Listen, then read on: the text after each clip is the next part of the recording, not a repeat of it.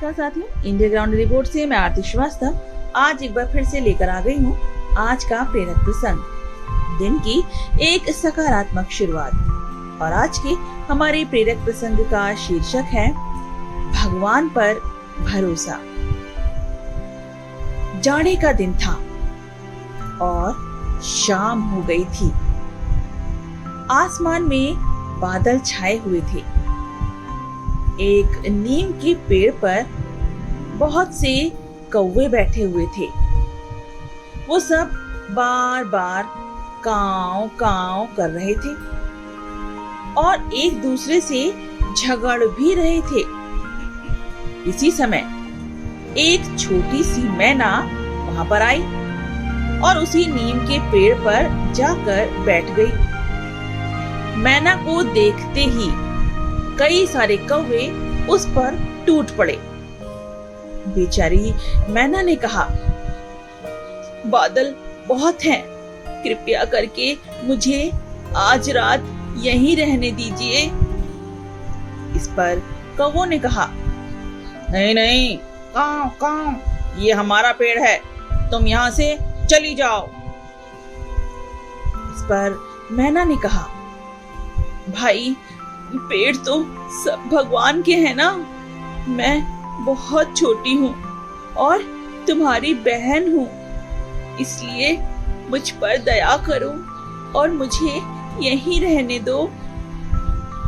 इस पर कौवे ने कहा, नहीं नहीं, हमें तुम्हारी जैसी बहन नहीं चाहिए।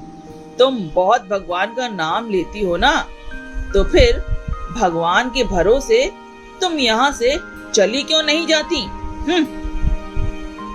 कौवे तो झगड़ालू होते ही हैं। जब वो शाम को घर आते हैं, लड़े बिना उनसे रहा ही नहीं जाता है।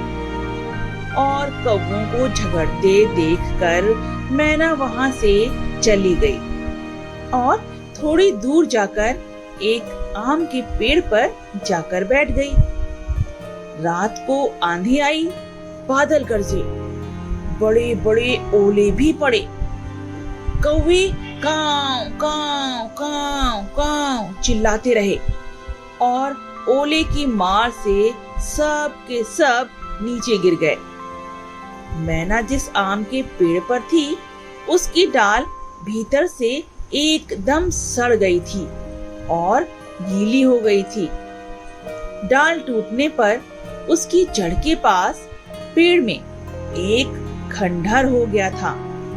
छोटी मैना उसमें घुस गई और रात भर सुरक्षित रही। उसे एक ओला भी छू नहीं पाया। सुबह धूप निकली और मैना अपना पंख फैलाकर आसमान में उड़ गई और भगवान को प्रणाम किया।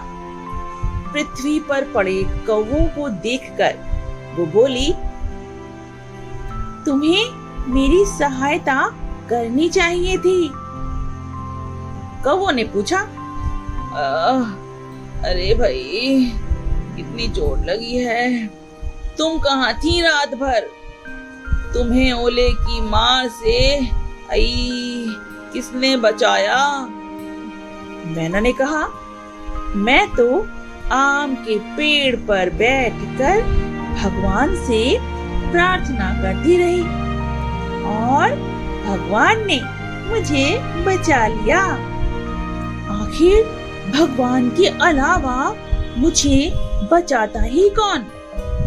लेकिन उन्होंने सिर्फ मुझे ही नहीं बचाया। जो लोग भगवान के ऊपर विश्वास करते हैं, उस पर भरोसा रखते हैं, उनकी भगवान हमेशा रक्षा करते हैं, ध्यान रखना। और ऐसा बोलकर मैना अपने रास्ते आसमान में पंख फैलाती उड़ गई।